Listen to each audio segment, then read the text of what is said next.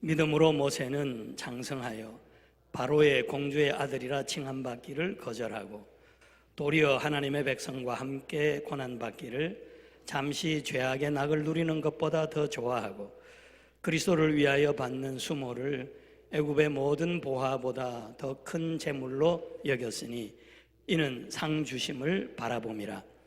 믿음으로 애굽을 떠나 왕의 노함을 무서워하지 아니하고 곧 보이지 아니하는 자를 보는 것 같이 하여 참았으며.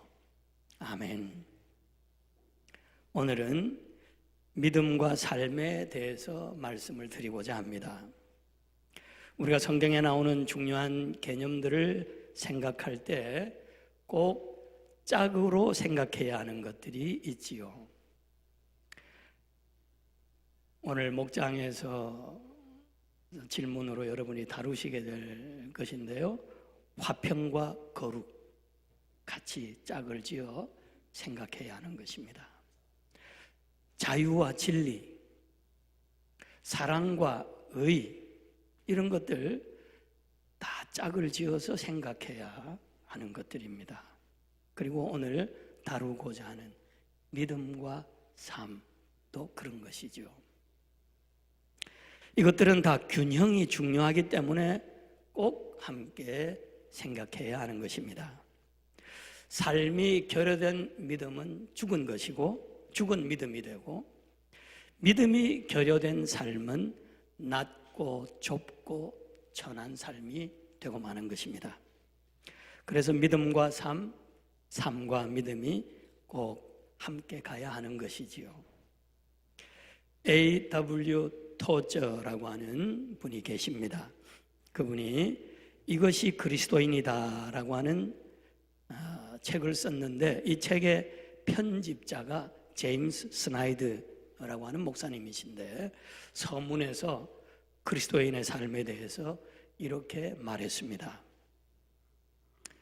자판기에 동전을 넣고 버튼을 눌러서 구원 한 통을 손에 넣은 다음 자기 갈 길을 가는 것이 구원은 아니다. 구원은 예수 그리스도를 영접한 사람에게 혁명을 일으킨다.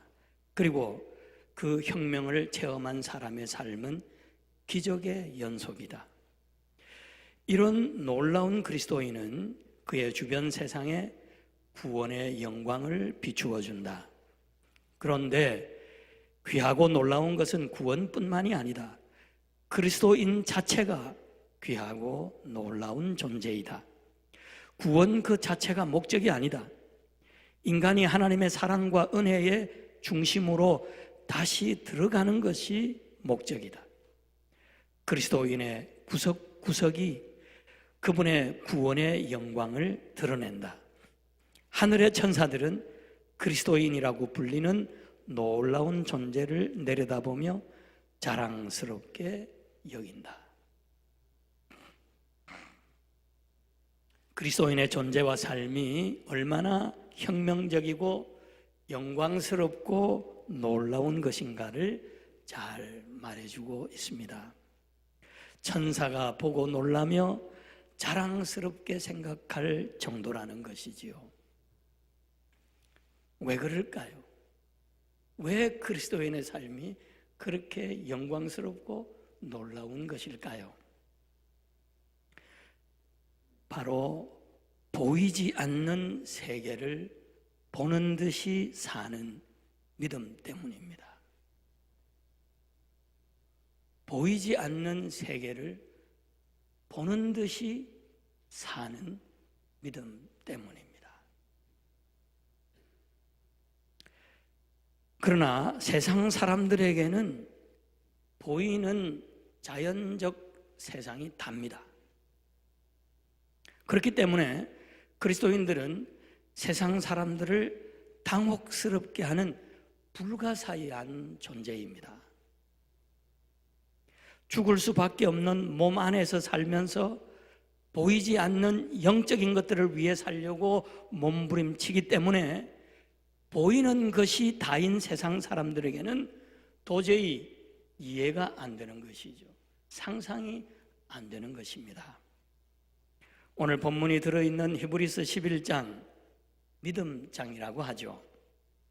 여기에는 수많은 믿음의 선진들이 등장하는데 그 중에 노아를 우리 한번 생각해 보십시다.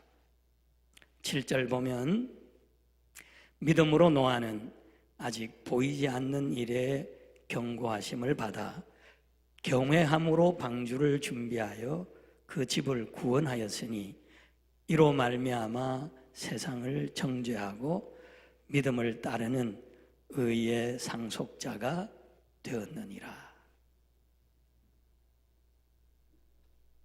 노아의 믿음이 무엇입니까?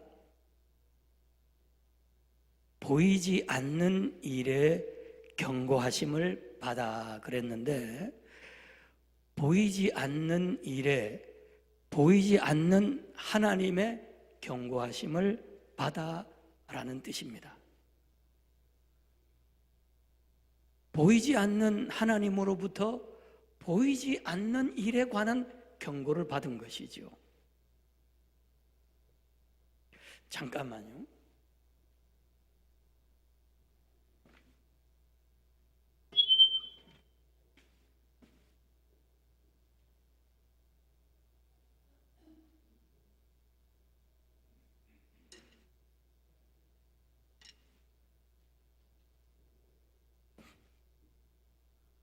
김효연 집사님은 치고 가실 때 저걸 꼭 이 덜덜 떨리는 소리 나는 이거에 덮어두고 가시길 바랍니다.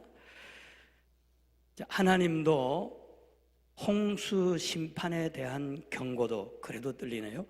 아직 보이지 않지만 하나님을 보는 듯이, 홍수 심판을 눈앞에 보는 듯이 경외함으로 순종했다라는 것입니다.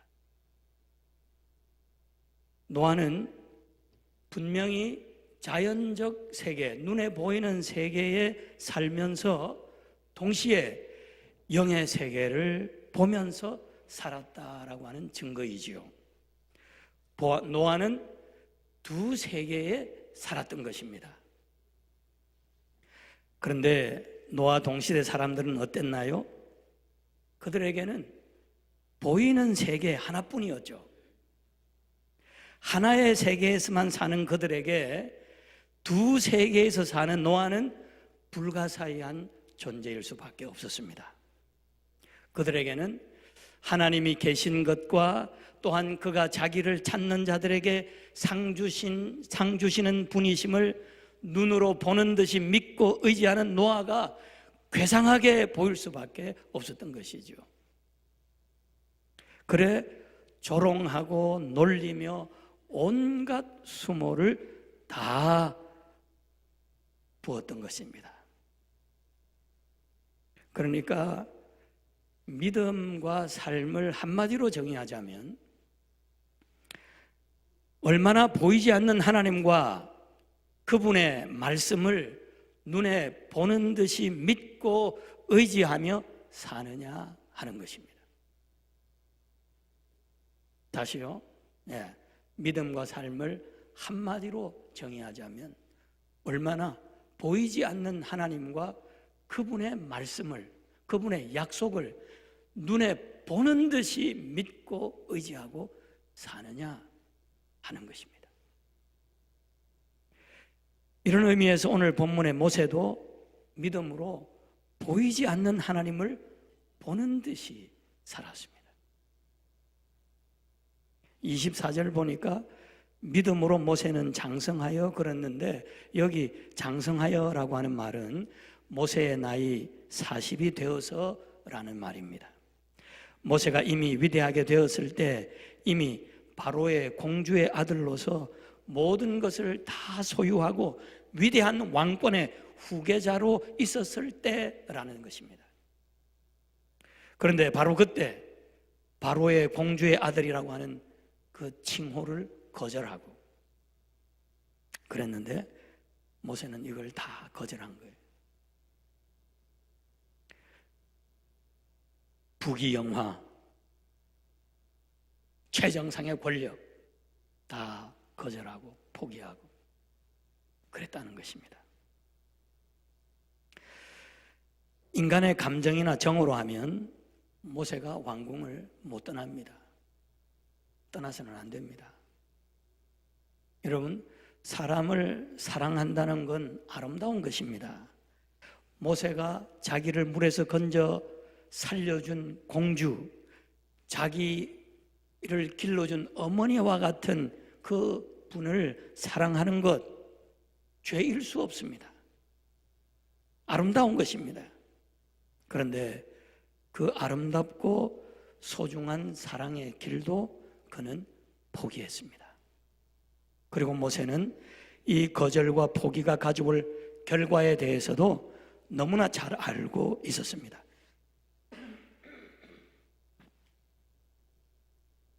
광야의 도망자 신세로 인생을 마칠 수도 있다라는 것을 그는 잘 알고 있었어요. 그런데도 모세가 그 모든 것을 거절하고 포기했던 것입니다. 왜요? 어떻게 해요? 그가 상을 바라보았기 때문이라고 말씀하고 있습니다. 26절이죠. 그리스도를 위하여 받는 수모를 애굽의 모든 보화보다 더 큰 재물로 여겼으니 이는 상 주심을 바라봄이라 그랬습니다. 상 주심을 바라볼 수 있으니까 그 부귀영화, 그 권세 거절하고 포기할 수 있었다라는 것입니다. 그리고 한 걸음 더 나가서 상을 바라보았다라고 하는 얘기는 상 주시는 분을 보았다는 뜻이지요. 그래서 27절에 보면 보이지 아니하는 자를 보는 것 같이 하여 참았으며 말씀하고 있는 것입니다.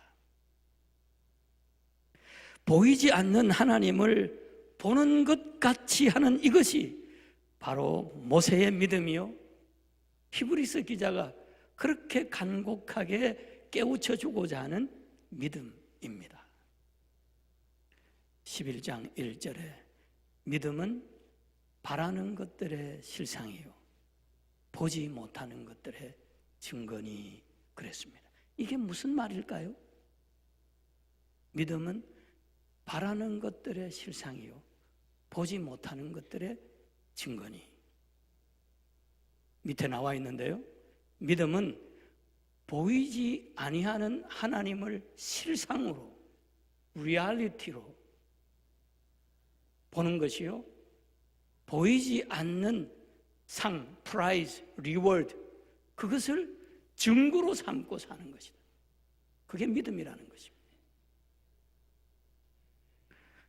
그 유명한 우리가 잘 아는 히브리서 11장 6절, 믿음이 없이는 하나님을 기쁘시게 하지 못하나니 하나님께 나아가는 자는 하나님이 계시다는 것과 하나님이 계시는 것과 또한 그가 자기를 찾는 자들에게 상 주시는 이심을 믿어야 할지니라 그랬죠.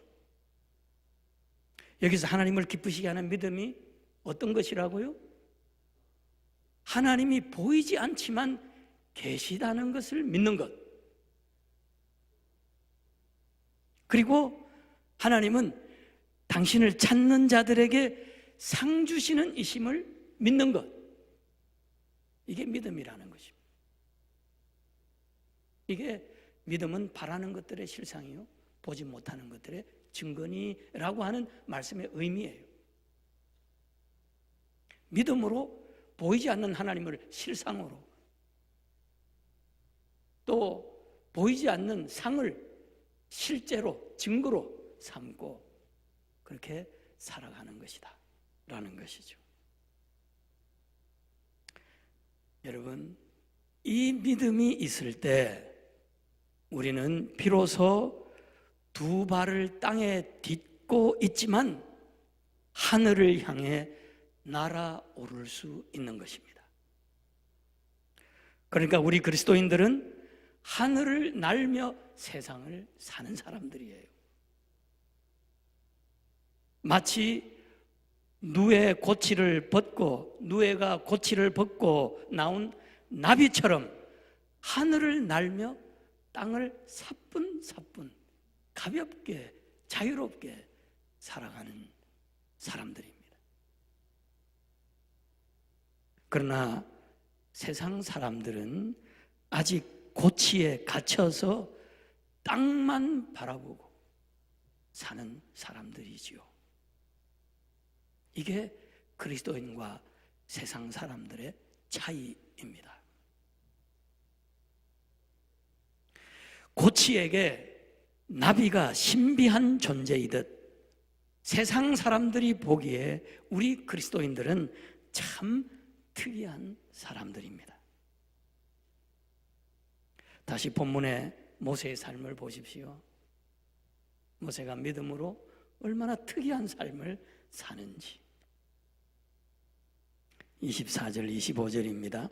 믿음으로 모세는 장성하여 바로의 공주의 아들이라 칭함받기를 거절하고 도리어 하나님의 백성과 함께 고난받기를 잠시 죄악의 낙을 누리는 것보다 더 좋아하고 그랬습니다. 이 괴상한 삶이죠. 공주의 아들이라 칭함받기를 거절하고. 세상 사람들은 그것 못 지어서 안달인데 그리스도인은 뭐요? 그런 것 거절하고. 또요, 도리어 하나님의 백성과 함께 고난받기를 잠시 죄악의 낙을 누리는 것보다 더 좋아하고, 고난을 낙보다 더 좋아하고. 이 얼마나 이상한 사람들입니까? 이해가 안 되는 사람들이, 우리 그리스도인들이 그런 사람들이라는 것입니다. 누가 봐도 모세의 삶은 참 이해가 안 갑니다. 정신 나간 선택을 하며 사는 미친 사람처럼 보일 것입니다. 지금 이스라엘 백성이 당하고 있는 현실을 한번 여러분 생각해 보십시오. 노예로 곤욕을 치르고 있습니다. 그들의 멍한 눈에는 희망의 빛이 사라진 지 이미 오래되었습니다. 그들의 마음에 남은 것이라고는 분노와 좌절의 어두운 감정뿐입니다. 중노동과 고통의 하루하루를 연명해 가고 있을 뿐 어떤 가능성도 보이지 않습니다. 그들을 향해 누가 하나님의 백성이라고 부른다면 그들 자신이 먼저 코웃음을 칠 것입니다. 우리가 하나님의 백성이라고?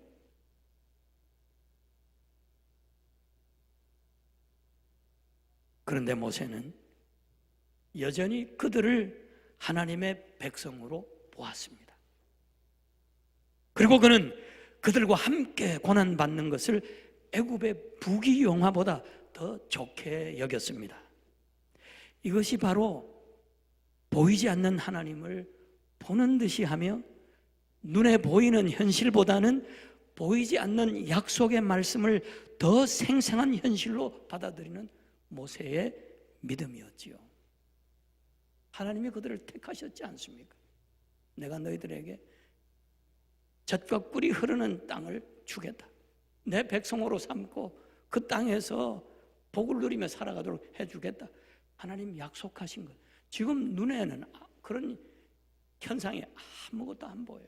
그렇지만 보이지 않는 하나님을 보는 듯이 믿고 보이지 않는 그 약속의 말씀을 보는 듯이 증거로 삼고 살아가니까 여전히 그 아무 소망 없어 보이는 이스라엘 백성들을 하나님의 백성으로 여기며 그들과 함께 고난받는 것을 애굽에서 낙을 누리는 것보다 더 낫게 여기며 살 수 있었던 것이.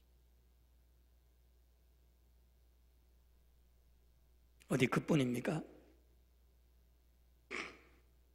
모세는 그리스도를 위하여 받는 모든 수모를 애굽의 모든 보화보다 더 큰 재물로 여겼다 그랬습니다.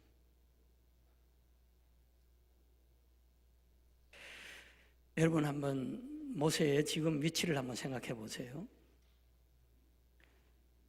모세는 거기에 가만히 있기만 해도 자기 백성들을 위해서 큰 일을 할 수 있는 위치에 지금 있습니다. 바로의 공주의 아들, 왕자로서, 왕권의 후계자로서 가만히 있기만 해도 얼마나 이스라엘을 위해서 하려면 큰 일을 할 수 있었겠습니까? 그런데 여러분, 이것이 유혹이라는 것입니다. 모세야, 조금만 더 기다려라. 너 성급하게 결정하지 마라. 내가 바로의 자리에 앉으면 그 영향력으로 하나님을 위해서, 내 민족 히브리인을 위해서 내가 얼마든지 큰 일을 할 수 있다. 하나님은 너 같은 사람을 지금 필요로 해.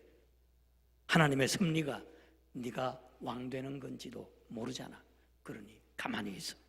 꼼짝 말고 네 자리 지켜.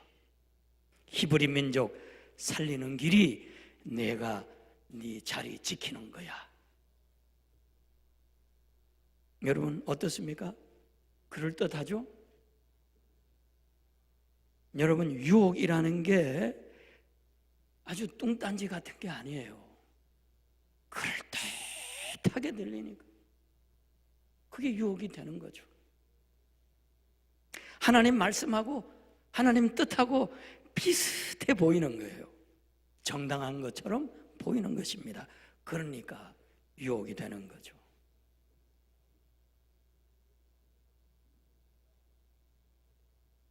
요셉의 경우를 보세요. 기근에 든 이스라엘 백성들을 살리기 위해서 요셉이를 애굽의 총리로 하나님께서 만드셨잖아요. 그 만드시는데 얼마나 우여곡절이 곡절이 많았습니까? 숱한 세월을 기다려야 했고. 그러나 모세의 경우는 지금 자기 자리만 지키면 되는 거예요. 그런데 이게 유혹이라는 것입니다.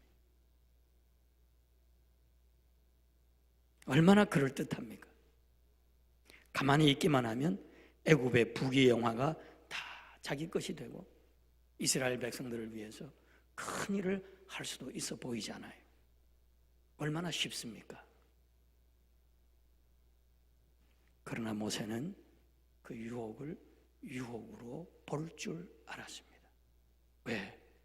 보이지 않는 하나님을 보는 듯이 살아가니까. 그게 유혹이라고 하는 분별력이 생기는 거죠. 보이지 않는 하나님을 보는 듯이 하며 하나님과 함께 하늘을 나니까 세상의 고난과 수치를 능히 참고 견딜 수 있었던 거지요. 나비가 되어서 하늘을 나니까 고치 시절의 가치관과 사고방식에 더 이상 얽매여 살 필요가 없었던 거죠. 그러니까 고치 시절의 그 방식으로 사탄이 아무리 모세를 유혹하려고 해도 유혹을 당하지를 않는 것입니다. 사탄이 아무리 모세에게 해를 끼치려고 해도 모세는 해를 당하지를 않아요. 히브리서 11장에 나오는 위대한 믿음의 선진들, 아벨, 에녹, 노아, 아브라함, 이삭, 야곱, 요셉 등등 다 나비가 되어 하늘을 난 사람들입니다. 어떻게 해요? 보이지 않는 하나님을 보는 듯이 살고 보이지 않는 약속을 보는 듯이 사니까 하나님께서 보이지 않는 세계, 곧 하늘을 그들에게 선물로 주신 것이죠.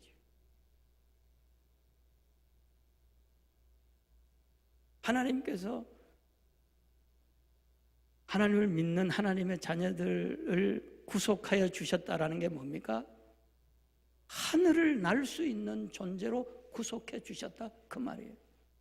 고치로 사는 사람들 중에서 뽑아가지고 너희들은 내 자녀야, 내가 너희들을 구속하여서 그래서 너희들은 하늘을 나는 나비처럼 살 수 있는 존재가 된 거야, 이렇게 말씀해 주신 거예요. 사랑하는 여러분, 우리도 다 나비로 부르심을 받았습니다. 하늘을 날며 가볍게 땅을 살 수 있는 복을 다 받았어요.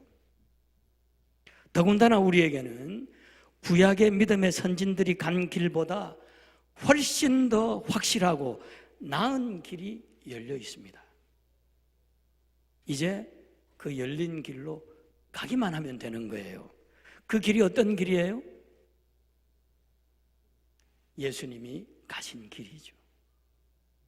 예수님이 가시면서 보여주셨고, 예수님이 가시면서 이리로 오라, 내게로 오라, 나를 따라오라, 함께 가자 초청해 주신 길이기도 하지요. 이 길은 십자가의 길입니다.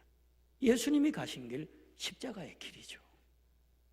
예수님께서 십자가의 길을 통해 고치가 나비되는 삶의 비결을 우리에게 보여주신 것입니다. 그러므로 이제 우리는 그 확실하고 곧은 길, straight path, 그 곧은 길을 보고 가기만 하면 되는 것입니다.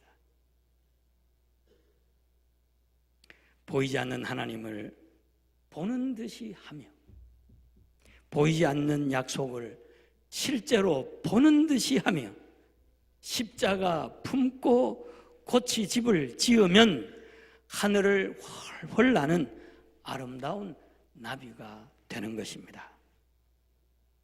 고치들 세상에서 나비로 사는 이 축복을 바라보며 보이지 않는 하나님을 보는 듯이 훈련하며 사는 남은 사순절 기간이 되시기를 축복합니다.